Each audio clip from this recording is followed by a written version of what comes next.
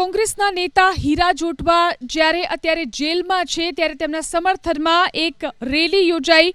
મનરેગા કૌભાંડના આરોપમાં ભરૂચ પોલીસે તેમની ધરપકડ કરી છે। તેવામાં જૂનાગઢમાં કોંગ્રેસ અને સામાજિક આગેવાનો હીરા જોટવાના સમર્થનમાં રેલી કાઢી અને કલેક્ટરને આવેદનપત્ર આપ્યું। રાજકીય કિન્નાખોરી રાખીને હીરા જોટવાની ધરપકડ કરાઈ હોવાનો પણ આરોપ લાગ્યો। અઢારે સમાજના લોકોની લાગણી છે, એની હૃદયની વેદના છે કે ગુનો કર્યો હોય તો સજા કરવાની તૈયારી અમે પણ એમાં નથી રોકવાના ને રોકી પણ ન શકાય ન્યાયની પ્રક્રિયામાં। પરંતુ અત્યારે જે પરિસ્થિતિ છે કે એમના ઘર છે તો એમના ઘરની આજુબાજુ 10 ગાડીઓ ફરતી હોય, પછી માનો કે એમના ઘરના ફેમિલી ડિસ્ટર્બ થાય।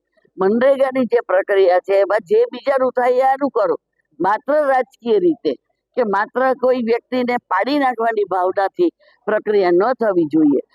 ક્યારેય પણ એનું ડાયરેક્ટ ઇન્વોલ્વમેન્ટ છે પણ નહીં, એટલે જો ભાજપમાં વહી જાય તો વાંધો આ એક જ મુદ્દાના લઈ અને હીરાભાઈને ઈરાદાપૂર્વક ભાજપ સરકારે કિન્નાખોરીના અધિકારીનો ઉપયોગ કરી અને એવા પ્રયાસ કર્યા છે કે તમે ભાજપમાં વહી આવો ને કે તમારે જેલમાં રહ્યો। એટલે આવી કિન્નાખોરી અને રાજનીતિના એક ભાગરૂપે એને જેલમાં છોડાવ્યા છે, એને તાત્કાલિક જામીન મળે એવી આજે અમે 18 વર્ષના લોકો અને કાર્યકરો ભાઈઓ બહેનો ભેગા થઈ અને કલેક્ટર સાહેબને આવેદનપત્ર આપ્યું કે તાત્કાલિક હીરાભાઈને ન્યાય મળે જામીન કરવામાં આવે।